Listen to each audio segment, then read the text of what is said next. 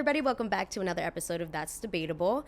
Today we're going to be talking about child stars. There's so much information on this that there's probably going to be another episode on it, but we're going to be talking about the similarities between their experiences, how us as a society take part in that experience for them, and as well as a modern day child star and what that looks like now. So let's get into it because there's a whole bunch of information to get into.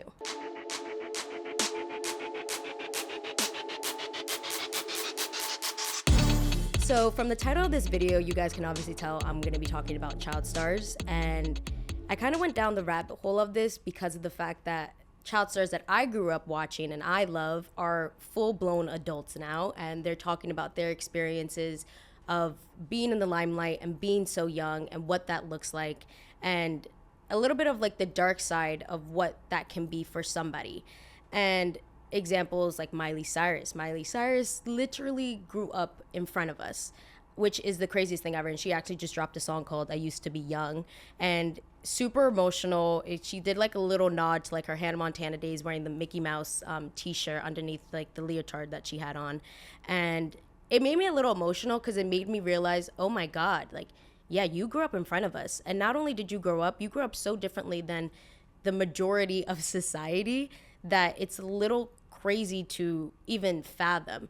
And there's other examples of like Jeanette McCurdy's, who dropped her book I'm Glad My Mom Died, and she talks about this overwhelming weight that she felt being a child star. And a child star isn't something that it's like a new foreign concept that, oh, this just happened. This dates back decades, all the way back from like Judy Garland, Shirley Temple, and how that has grown through the years. And although there's a lot more laws and regulations around it, there is still this underlying pattern that I find is scary and also just unfathomable. Like I can't relate at all, so I'm not going to sit here and try to relate.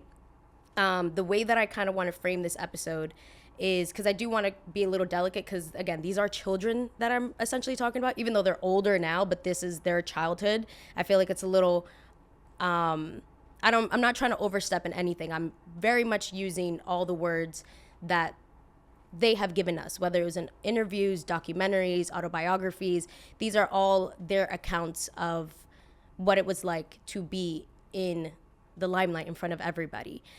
And again, the way that I want to try to frame this is more so in the beginning, I'm going to talk about the patterns of all the way from Shirley Temple to Miley Cyrus now, and how it may be a little different, but it's still almost the same, even as like a Jeanette McCurdy, but obviously everybody has their own different experiences and whatnot. And as well as just how society, we play a part in that, and we play a part in adding that weight to these children and forgetting the fact that they are children. And yes, they are stars and they are celebrities and we care what they're doing, but they are still, at the end of the day, a child. And how the scrutiny of society and media plays such a large role in that, as well as probably this will be towards the end of the video, which is probably the part I'm most excited to talk about, is what a modern day child star looks like now. And the entertainment industry is not the same of what it was even 20 years ago, let alone in the 1900s. With social media now, the access to it is so much more attainable that it looks a little different, and there's not as many laws and regulations of it, because you could be a child star and never touch a set a day in your life. And there's things as like family channels or vlogging channels where they solely depend on their children to get their income. And it's very similar to the Selena Gomez, Demi Lovato's, Jeanette McCurdy's, Judy Garland's, Amanda Bynes. Like, all of these kids went through that same thing, except now it looks very different, and it's something that we should all be aware of. And especially now that I'm in this line of entertainment on social media, I see things that I'm like, whoa, that's a little crazy. So first off, I do want to preface that a lot of the information that I've gathered here was from a lot of autobiographies. A lot of it I'm going to be referencing Shirley Temple's autobiography, Child Star, as well as Rena Lay on YouTube. I saw her video a year ago, and it instantly, like, she put it so perfectly that I was like, God damn, I wish, I don't, just the attention to detail that she put in this video. So if you guys want to check that out, we'll put the link in the description, just to give everybody their credit. But I find the interesting road that can happen being a child star is there's three ways that this can go about it. The first way is I was a child star. I did what I did. I was in the limelight. I lived my best life, but I don't want to do that anymore. I want to have a normal job. I want a normal life, normal family, normal house. I don't want to do the entertainment business. And they step away and they just continue on living in normal everyday society. You'll see them at a Starbucks. You'll see them at your favorite restaurant. They don't care about it anymore. They put that in their past. They made their money as a child and they move on. The second one is you are widely successful and you continue on to have a huge career. That's the Ryan Goslings, Christina Aguilera's, and Miley Cyrus's of the world, where they are household names. Also, Ryan Gosling and Barbie. The fact that they tried to say that that man was way too old to do Ken, that's a whole nother example of typecasting right there. Like, what do you mean? This man has been in the industry for so long that he knows exactly what he's doing. He did an amazing job. If you haven't watched the Barbie movie, go watch the Barbie movie. Anyways, but yeah, they continue on to have these widely successful careers. And, you know, they essentially grow up right in front of us. And we see the stages of the rebel teenager or, you know, the adult finding out her sexuality or whatever it may be. And I feel like I'm going to be talking a lot more about women than I will about men, because I feel like women have a different level of scrutiny that is placed upon them than men do.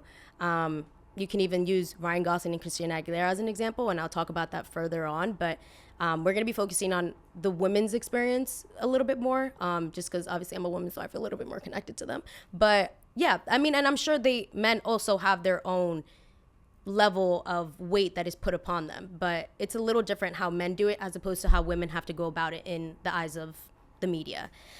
And the third one, which is a little bit more of a darker path, is they turn to other things to fill that void, and they go down the path of drug abuse, alcohol abuse, mental illness, and this almost as if this overwhelming weight that was placed on them as a child got too heavy, and now we have to figure out how to cope with it, and my coping mechanisms may not always be the best for me.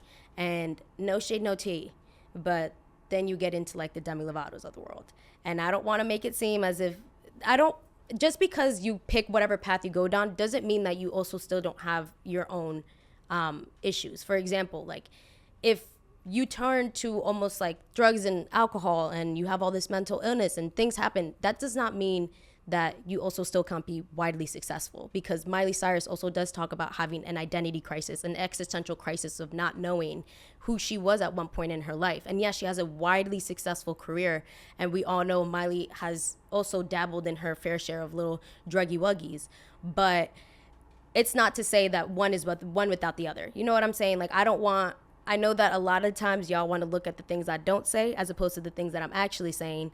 I want to just hone down into the similarities that I feel like all of these people have, whether they have a super successful career or they decide not to do it anymore, or their vices take control of their life.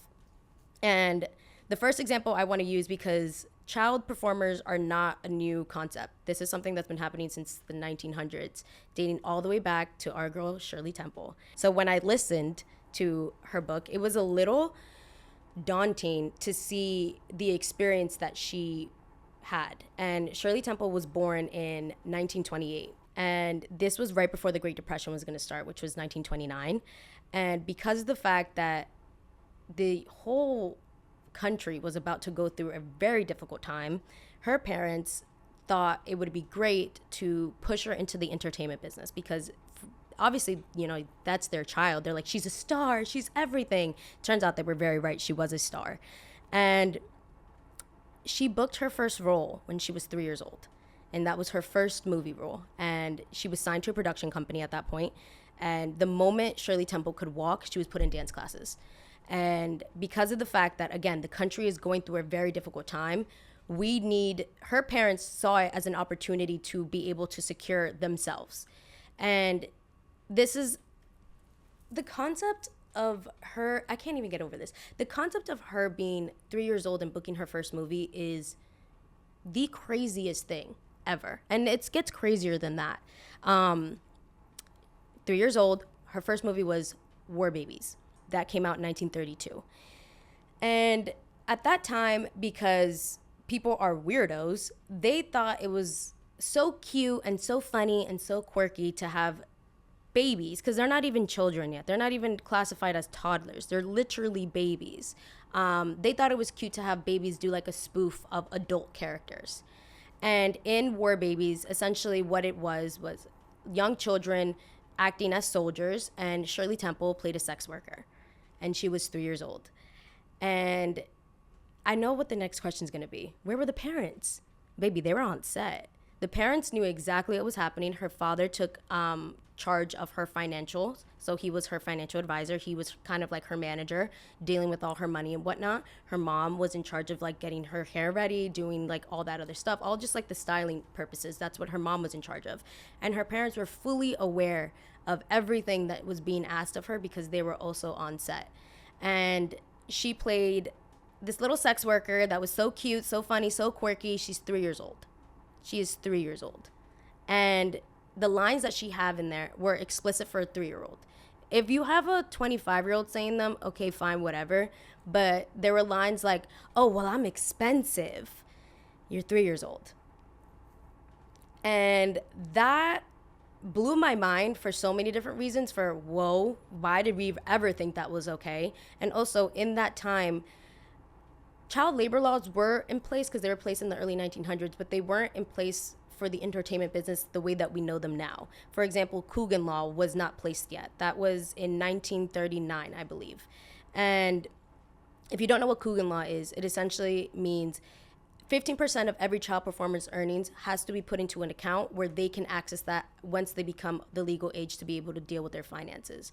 That all came out of Jackie Coogan, who was also a child star, who ended up suing his mother and his former manager because by the time he wanted to retire, this man worked his whole entire adolescence doing movies, doing films, whatever it may be. By the time he went to go retire in the mere age of like 20 years old, he had no money.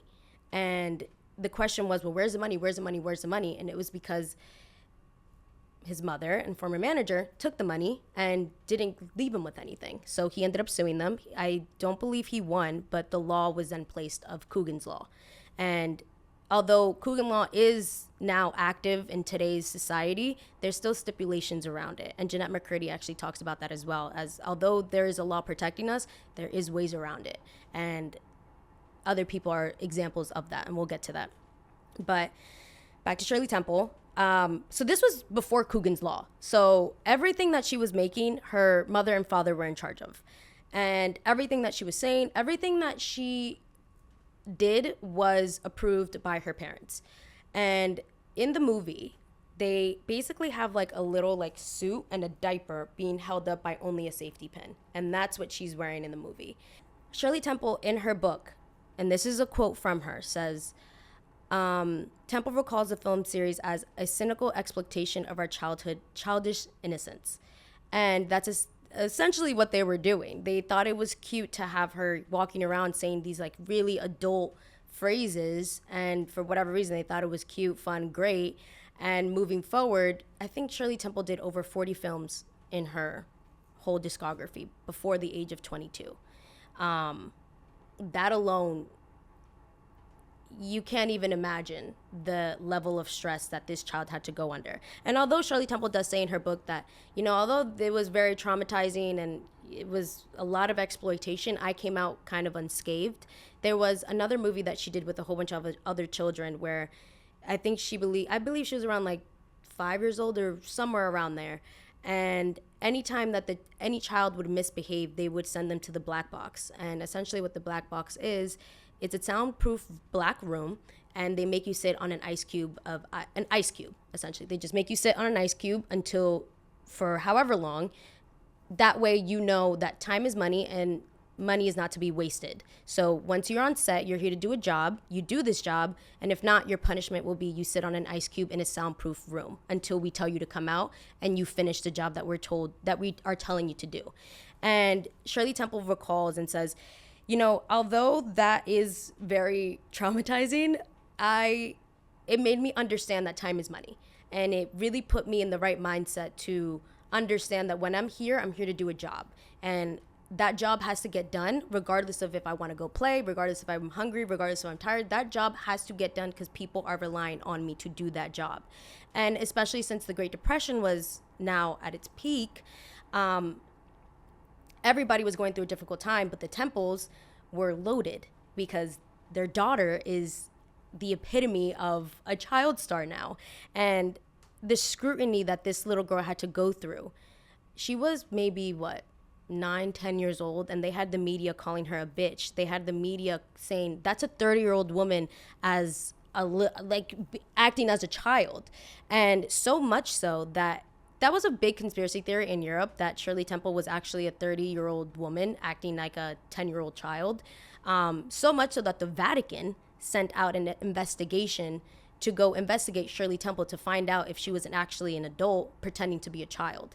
Obviously, the investigation came out to be, no, that's actually a kid. And even in that mindset, thinking that you have to send an investigation to be like, no, that has to be an adult, that should maybe turn on a light in the room to be like, there's something wrong here. And if we think she's 30 years old and she's actually not even 15 yet, she's 10 years old, and the media is calling her a bitch, and the media is essentially tearing her apart, maybe we're doing something wrong. Maybe there's something that shouldn't be happening that's happening here.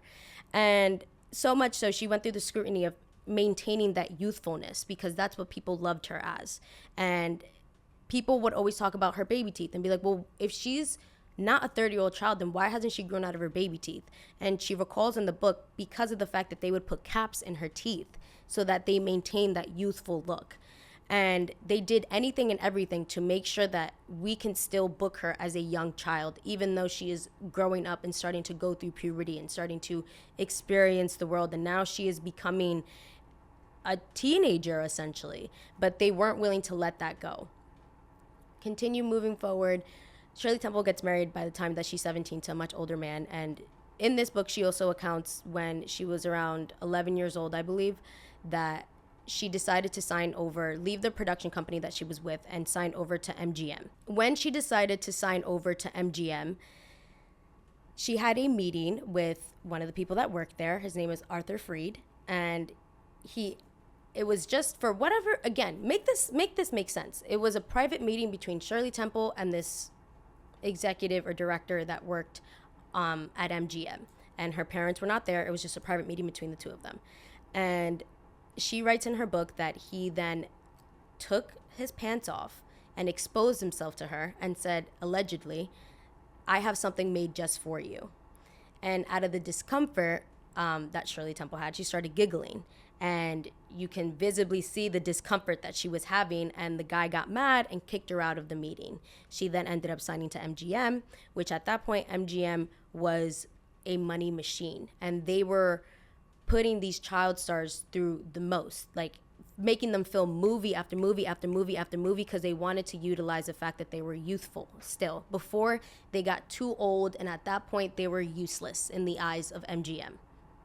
And she also talks about how she grows up, and as she starts, becoming a teenager, there's other people on set telling her, oh, be careful with this guy. Don't go to this guy, because this guy will try to do something. If you walk into this guy's office and he's wearing stockings, run. And that's exactly what ended up happening, is somebody tried to sexually abuse her, and or just somebody tried to do some sexual misconduct towards her, and she just shut it down. It was not okay. And that she talks about a lot about that in the book. And now keep in mind, that is a scary experience for anybody, any age. Now imagine being a child. Imagine being a preteen. Imagine not even having a full understanding of who you are as a person, but the media is throwing things at you. People are throwing allegations at you. People are throwing themselves at you. It's a really big weight to carry. And this comes in again with Coogan Law, because this was before Coogan Law. By the time this was placed, which was 1939, which is when the law was established, she kind of already did her career. She had years. I think she was in the industry for about 8 to 10 years at that point. So when Shirley Temple was of the age where she could deal with her own finances. And she wanted to retire, which was at 22 years old. Imagine you are retiring at 22 years old. Probably when like some people get like their first job. I mean, no, I guess like 16 is when you get your first job. I mean, I don't know. But some people some people get their license at 22 years old. Imagine being like, I'm retiring at 22. I'm done. I'm not going to work for the rest of my life. She should have had well over $3 million in her bank account. She had like 44,000.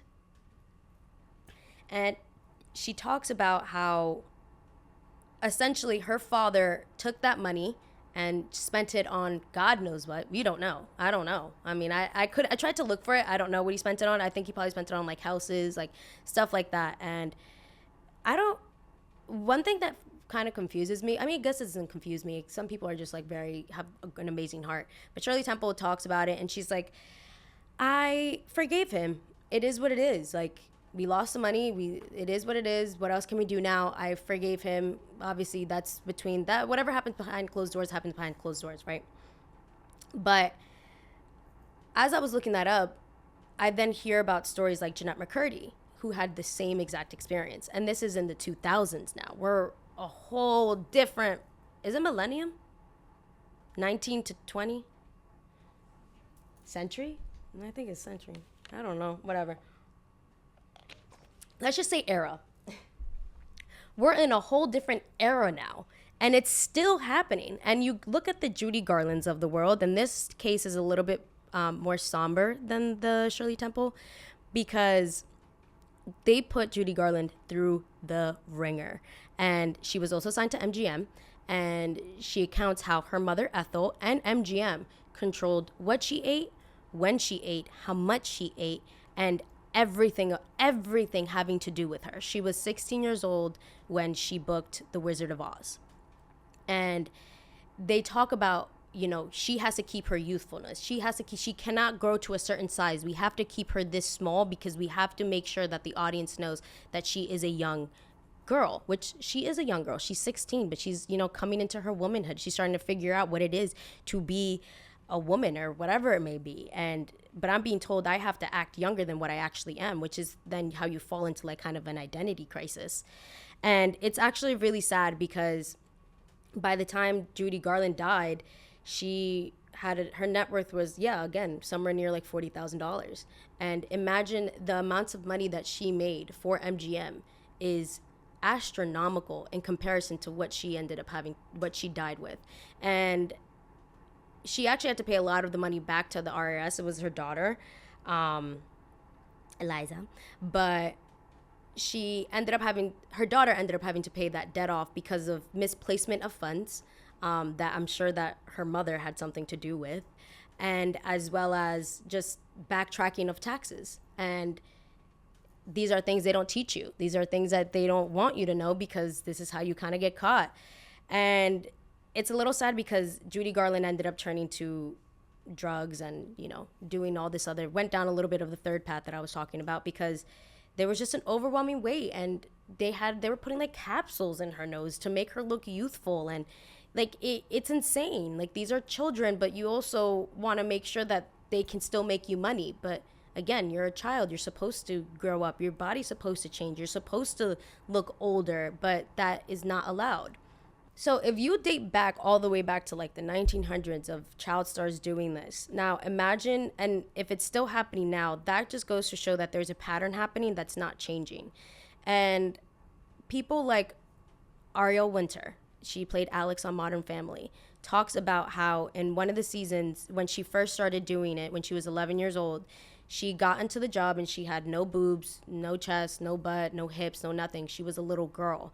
Next season comes back, full chest, booty on 1,000. Like, she was fully grown. Like, she was growing up. She was in the middle of puberty. And because of Modern Family, they were like, we don't want you to look like that because you have to keep playing a child. So they would bind her chest. And they would make sure that you were not seeing any chest. They would put her in baggy clothing, sweatpants, so that you wouldn't see her going through puberty, which again is a normal thing. Like, that's a normal thing for a child to do. And she also talks about, coming from a working class and how in an interview that she did, she talks about how when I was born, I didn't feel a need to find a purpose because a purpose was given to me. I was told I was going to be an actor, and that's what I was going to do. And that was my path, and that's where I went down because my family needs money. I have to be able to supply that money. Jeanette McCurdy also did an interview where she talks about the stress of money and how young she was, realizing, oh my God, if I don't book this job, we may not have a house. If I don't do this to the best of my ability, if I don't continue to work, where are we gonna live? How are we gonna be able to eat? And the interviewer asked her, like, when did you start realizing the stress of money? And she goes, when I was 6 years old, when I started acting. When my mother, and also this goes into greedy parents as well, because a lot of the times you even look at like toddlers and tiaras, like those parents want it more than the kids do. And it's a little uncomfortable. I feel like that's where there's this imbalance of, I wanted to be an actor, I wanted to be a musician, I wanted to do this, so now I'm going to put this all on you, and we're going to put this everything. We're just going to push you with it because that was my dream. So now I'm living my dream out through you, which is a terrible thing to do to a child. And Jeanette McCurdy's mom was the same thing. She wanted to be, you know, a dancer, an actress, whatever it may be. And she put all of that into Jeanette. And Jeanette remembers, she accounts that, you know, I have to pay for bills. I have to make sure that my house stays my house. I have to make sure that we are okay. And a lot of these children, these child stars, it becomes their responsibility to be the provider for the home. And that is not a responsibility a child should ever have. If you are 10 years old, you should not be worried about paying the mortgage or paying for the house or paying for the groceries. That is your parents' responsibility. Now, obviously, you have your own responsibilities as a child, but your responsibility should consist of waking up to go to school, brushing your teeth, taking a shower with your dirty ass, eating your lunch, and doing your homework. Those are responsibilities for a child. Not, I need to make sure this roof stays over our head. I need to make sure we have groceries. I need to make sure that the light is paid. I need to make sure we have water. I need to make sure these are adult responsibilities that you grow into, that you start to understand the value, when you start understanding the value of money. Now you have a 10-year-old who has no idea how money works. But all I know is my mom is telling me that if I don't book this job, we're going to be homeless. That can do something to your psyche like no other. And it's a really big thing with these child stars to go through that. And Demi Lovato talks about coming from a working class home and, you know, having a moment with her mom when she was 15 years old and she was on Disney Channel, and her mom's like, no, you can't do that. And she goes, I can't do that? Who pays for this house? Who pays for the cars? Who pays for the food? How are you going to tell me what I can and can't do when I provide for this house? If it wasn't for me, we would not be here.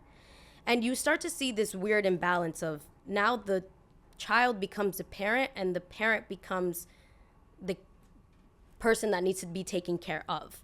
And that's how people fall into substance abuse. That's how people fall into drug abuse. That's because now I didn't have a childhood, and now there's this acceleration of your adolescence that happens that doesn't set you up for the best possible way. Even Drew Barrymore talks about the fact that there was no reason I should have been allowed to go to these big Hollywood parties or these big Hollywood clubs. There's no reason. I was a child. She didn't even have her quinceañera yet. And she's out here in the club. And you see pictures of her, and there's these very scandalous, because I don't know what the hell was I don't know why the media thought it was so cute to have children pretend to be grown adults. Like, for what? That just blows my mind that there would still be like moments of like, oh, look at her, like she's so scandalous, but she's a little girl. Like, isn't that so funny? No, that's weird. That's weird. It's not funny. It's not quirky. It's not cute. It's no. And especially when you have now the weight of, and again, when you're a child, you're getting all this attention and you're like, this is great. But also, holy I have to pay the bills, and I'm going to grow up the way that I want to grow up because I'm going to parent myself, because I have a whole bunch of yes men around me, because if MGM's going to tell me no, if I ask for something, yeah, of course you can have that. No problem. Why? You're making millions of dollars for these production companies. They don't care if you want to go out at 3:00 in the morning, just as long as you're on set when you need to be on set and you do the job that we tell you to do. And it's just, that's like a weird give and take thing type of thing there. And a lot of the times these kids find that once they get to a consenting age or an age where they can finally deal with their own finances, they don't have anything left. And Macaulay Culkin, same thing, where gets to an age where it's like, wait, where did all my money go? And I can't be in charge of it. I'm 9 years old. You're going to give a 9-year-old a $3 million check? They're going to spend that on what? Like, on the most stupid miscellaneous things ever. So you give it to the next person, their parents, who are supposed to be taking care of them. But now you have greedy parents in the world that will take that and do whatever they want with it. And I can't even believe some parents actually do that, but that's just the way of the world. And now it's not to say, it's a little different, because in a Miley Cyrus case, she talks about the differences between her father's fame and her fame, and how there's like a difference there. Her father, Billy Ray Cyrus, Achy Breaky Heart, Wham Old Town Road, he came from nothing to then all of a sudden having everything. And he knew this industry in and out because he was Billy Ray Cyrus. And he set Miley up to the best possible way that she could. And she talks about, I was very fortunate. I never had to deal with having to pay for the bills because the bills were paid for with the Achy Breaky Heart money. Like, there was no... her dad was not coming in like, Miley, you got to save the ranch, because if not, like, the hold down throw down is gone. It like, you got to come in here and save it. No, it's fine, we have our money, you can do whatever you want to do. You want to act? I know the best producers, I know the best studios, I know the best of the best of the best of the best, because I was in this industry and I can guide you through it. And that's the difference between, like, obviously that's more like nepotism and whatnot, as opposed to, the Jeanette McCurdy's of the world or the Shirley Temples of the world, where their family wasn't really in the entertainment business, and their knowledge of it came as their child was going through it. But that doesn't mean that there still isn't a weight to carry, and there isn't burdens happening, because Miley Cyrus is an amazing case study of a child star. She was on TV when she was a little toddler. A little small toddler coming out in the interviews when Billy Ray Cyrus is doing an interview, and Miley comes out all small as a baby with like a little baby doll. And it's like, holy shit, that's Miley Cyrus. Miley Cyrus booked Hannah Montana when she was a child, like not even a teenager yet. And I think the burden of that can also be the fact that everybody is looking at you, and you are supposed to be a role model, and you are a role model to children while also being a child. That is a difficult give and take there. And especially in Miley Cyrus's case, she talks about having an identity crisis because of the fact that Disney did an amazing job making Miley Cyrus seem the most authentic as possible. Because what did they do? Hannah Montana had Miley Stewart.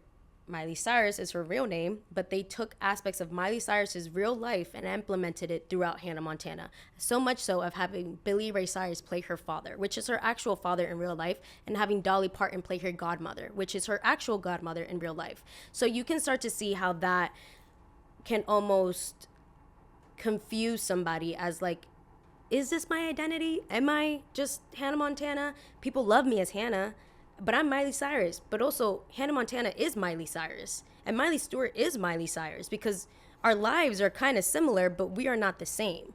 And that alone is a weight to carry. And on top of that, growing up in front of the world is a scary thing. And Miley talks about that overall experience. And I want to talk about also an example, Christina Aguilera. Christina Aguilera was on the Mickey Mouse Clubhouse with Ryan Gosling, Christina Aguilera, somebody else too. Justin Timberlake, I think, was on there too. I'm forgetting another person. But main two that I want to preface is Christina Aguilera. Oh, and Britney Spears. How can I forget? Big B. How can I forget? Star-studded cast. Whoever the casting producer was for that, I think I said that in the Britney Spears one. Whoever the casting producer was for the Mickey Mouse Clubhouse that year, babes, let me tell you, you deserve the biggest bag, because you signed artists. You signed legends. Ryan Gosling, Justin Timberlake, Britney Spears, Christina Aguilera, all in one Mickey Mouse Clubhouse. What? Babies, by the way. They were children, babies, small kids. And now all of them are still big on and popping. Ryan Gosling, oh my God. I think this is the second time I mentioned Ryan Gosling, because holy dude. But whatever. Anyways, Christina Aguilera talks about having to break through that mold that society gave her. And Macaulay Culkin, same thing. There's a huge issue when it comes to typecasting. And everybody knows Macaulay Culkin for the Home Alone thing, right? As he's getting older, obviously he's starting to lose his baby face. He's starting to become like a preteen. He's starting to grow into it. And now the media is ripping him apart because they're like, we only want you for the cute stuff. That's why we like you. That's why you're important. As a child, that is a hard pill to swallow. And it will throw any regular normal person in a spiral of, holy shit, they only care about me when I was a kid. And when I grow up, did I peak as a child? The main guy from Everything Everywhere All at Once actually talks about it. And I don't want to mispronounce his name. It's the guy that, I don't want to mispronounce his name, but he played in Indiana Jones. And he talks about how he almost gave up on his dreams because he felt like he hit his peak in his career when he was a child. And that's something that a lot of child stars go through. And Macaulay Culkin talks about how he did a horror movie or just like a more serious, dramatic film, and it got terrible ratings. And the majority of the ratings or the reviews are saying he can't do anything besides cute. Why are we taking him out of it? Like, let him do what he's good at. He's a cute baby face kid. Let him do that. And at that point, it doesn't give you the opportunity to be multifaceted. It doesn't give you the opportunity to grow, because if I'm only getting bookings and I'm only making money for this one version of myself, and it's the version of me when I was a child, what does that say for me when I grow up? Am I irrelevant? Do I not matter anymore? Does what I did when I was 9 years old, is that the peak of my life? Because I haven't even lived my life. So where do I go from here? And I think that's why a lot of times you see these child stars go on this spiral of existential crisis of, oh my God, they don't care about me because I don't look the same cute, quirky way. Amanda Bynes had the same thing when she was like, I was being typecasted as this cute, bubbly, quirky girl, but that's not what I wanted to do anymore. And that's not who was authentically me at that point. And it was becoming a really big burden on myself because it's not what I feel most connected to, or not the work that I wanted to do.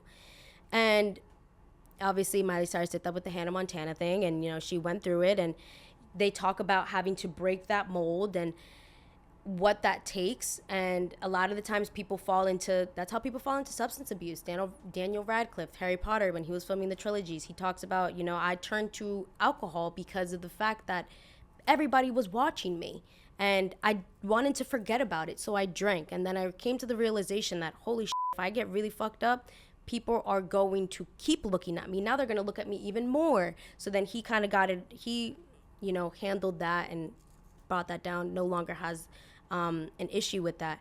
But that's how you see a lot of these people go into this spiral of like, where do I belong? Because now I'm being told I don't matter anymore. Shirley Temple went through the same thing of, now I'm being told I don't matter because of the fact that I'm not a kid anymore. But isn't this the normal way of life?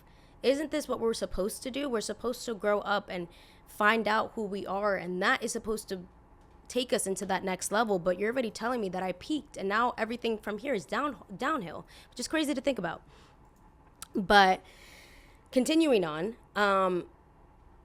a big thing that, or on the flip end of it, you break the mold entirely and you kill the person that you once were. And that's what people like Christina Aguilera and Miley Cyrus did. Christina Aguilera obviously did the Mickey Mouse Clubhouse, and she was known as a really talented, beautiful, sweet girl. Oh, but she's not sexy. She can't do, that's a kid. And then Christina Aguilera dropped Dirty, and everybody knows, wanna get dirty, and she's dancing like a little bikini top and like all this stuff, and it shocked the world because they were like, who the hell is this girl from the Mickey Mouse Clubhouse dancing all crazy in a ring right now? And she talks about it. She goes, that was my it moment. That was my moment to make you realize I am a woman and you are to respect me, and this is my era and this is who I am now. I am no longer that little girl from the Mickey Mouse Clubhouse. Miley Cyrus had to do the same exact thing, except Miley Cyrus, and this goes into when I was talking about the second part of how we as a society take part in bringing these children down. And something that's so normal is it's a coming of age. I'm no longer 9 years old and I don't want to wear the sparkly Converse and my Justice attire. I don't want to do that anymore. I want to be taken more serious. And Selena Gomez also talks about how she felt like she was a joke and nobody wanted to take her serious and nobody wanted to look at her as an actual adult because of the fact that she was so well known for what she did on Disney Channel, and she had a really big inner battle with that. And Miley Cyrus took it upon herself to say, all right, they're never going to let me forget Hannah. That's never going to happen. They're always going to remember me for wearing that blonde wig, being that super cute, nice Southern belle piece of pie, whatever the don't know, country bumpkin, don't know. That's what they love me as. So I have to kill her. Literally, metaphorically, whatever. I literally have to rest in peace, Hannah Montana. And I have to kill any idea that that'll ever be me again, because she was so stuck in that, of that, like, for real sweet American, like Nashville, like all this, stuck in that. And when she turned 18 years old, she dropped Can't Be Tamed. Which is also like, Miley Cyrus is so self-aware in her, where she's at in like just the entertainment industry. She just knows how to do it. Like, you drop Can't Be Tamed at 18 years old and being like, yeah, I cannot be tamed. You cannot tame me. You will never tame me. I am my own person, and you are either gonna like it or you're gonna leave it. And she then danced on a pole at an award show, and everybody went crazy.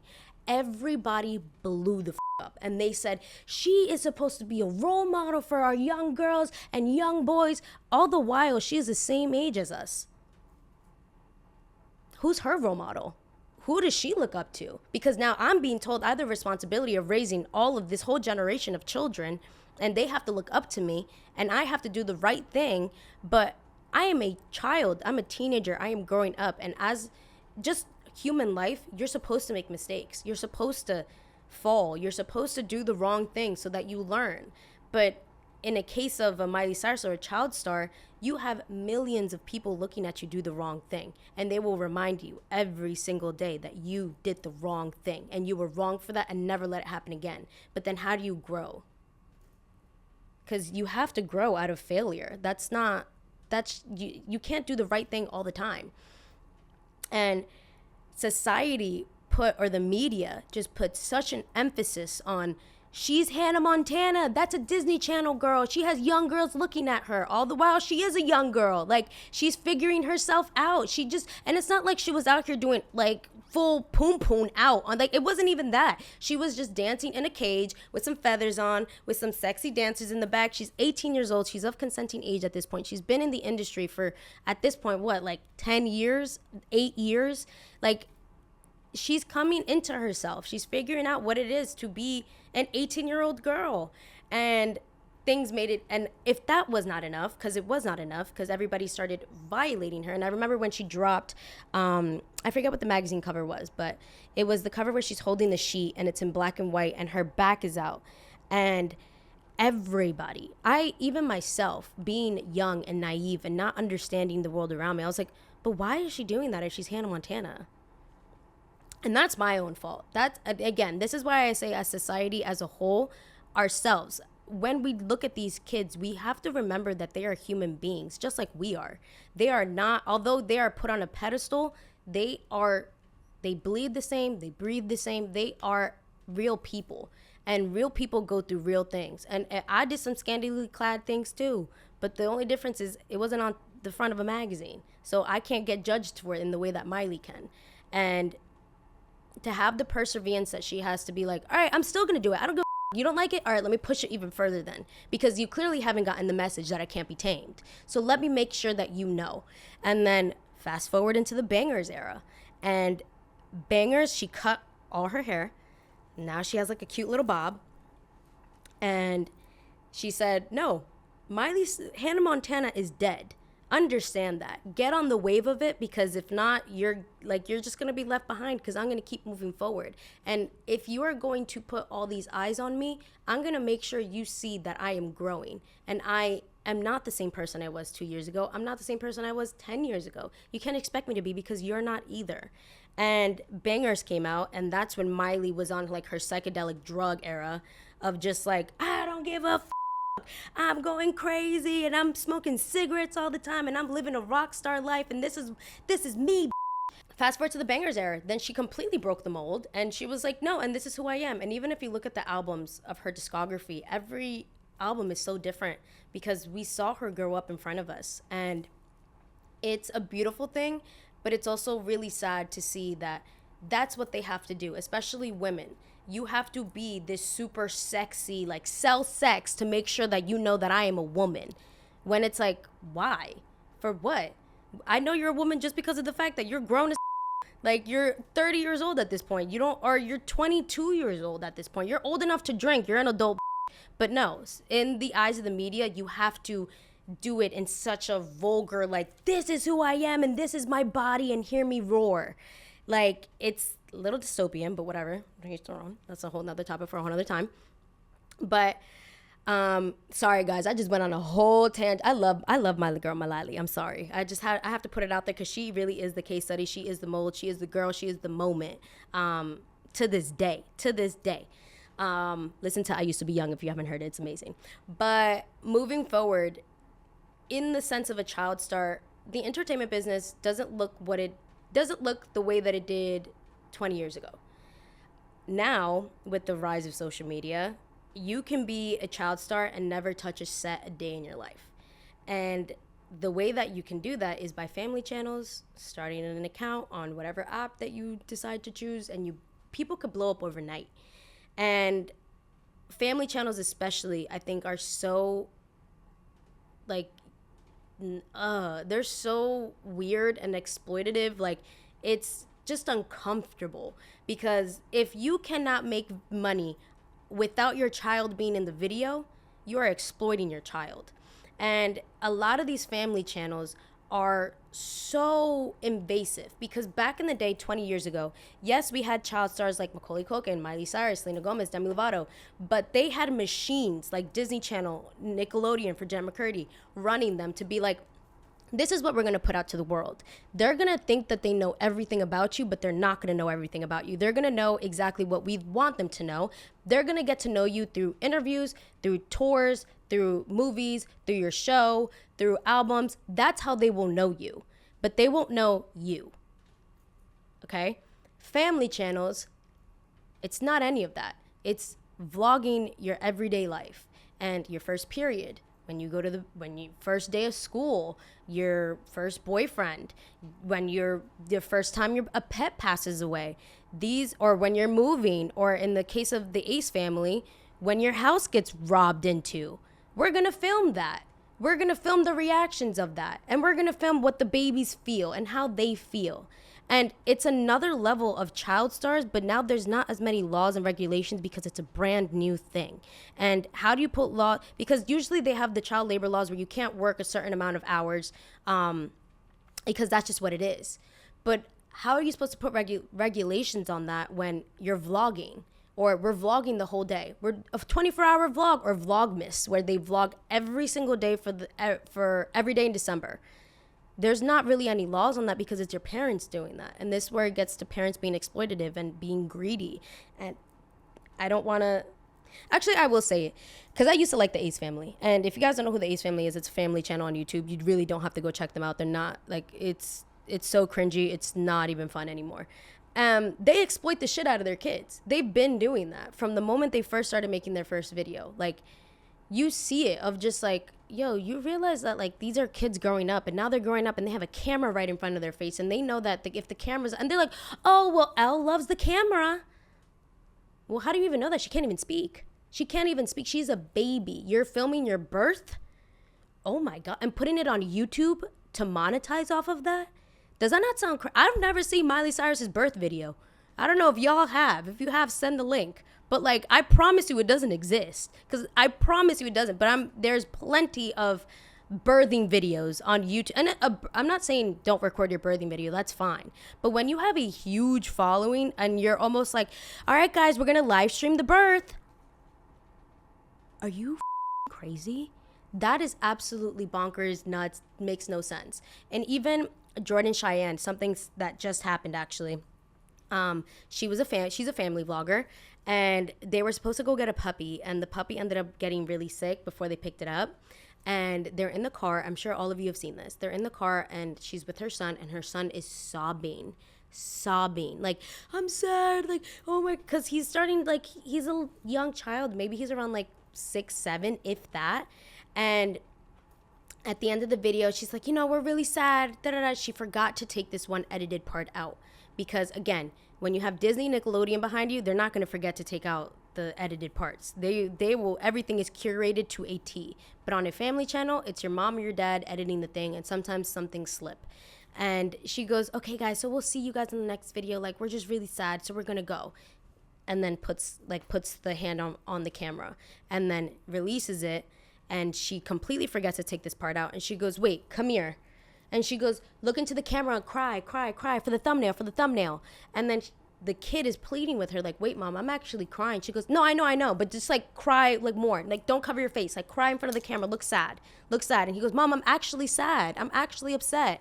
And she goes, okay, but, like, let's get the thumbnail. For the thumbnail. Come on. If that's not exploitative, I don't know what is. And she made, like, this apology video, and she basically literally just blamed the kid and was like, oh, it's his fault. Like, I told him, like, we just come over here. I was trying to comfort him on the camera, but he gets, like, it was just, he was being a little fussy. Like, no, he is a child and he's going through his emotions, and maybe take the camera out of his face. And there's no laws or regulations against this now, especially with family channels. Like, it's really scary to think that some of these kids are going to grow up and they're going to see videos of themselves when they were 2 years old, walking around like full in the diaper. Like, I wouldn't want those videos of myself out there. I'm growing up, or videos of when, you get your first kiss, or they're talking about this, or you get punished, or you get grounded. 8 Passengers, that's another family channel. Same thing. Her daughter forgot her lunch. She was like a 5-year-old little girl. She forgot her lunch, and she was like, well, sucks to suck. Sorry, she's not going to get lunch, because it is what it is. What? Like, some things are not meant to be put on the internet. And family channels, I don't agree with. I don't think they're cute. I think if you want to share your family on the internet, that's fine. But if your videos rely on those kids being in them, that's a problem. That's a problem, because then you're making money off of your children, which is essentially the same thing with the Shirley Temples, Judy Garlands of the world, just in a different lens, but very much the same. And even with kids now being 14, 15 years old, you could blow up on any one app, and all of a sudden you have millions of people following you.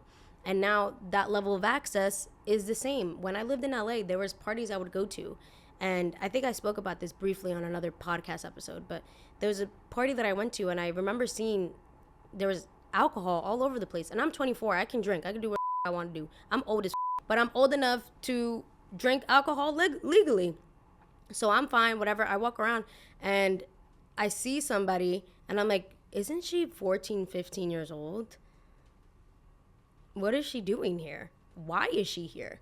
Why? Because I don't want to say in LA, but in certain places, if you have a good amount of following behind you, just like with the Drew Barrymore thing, if you have a good amount of, if you're making money for somebody, there's no limit to it.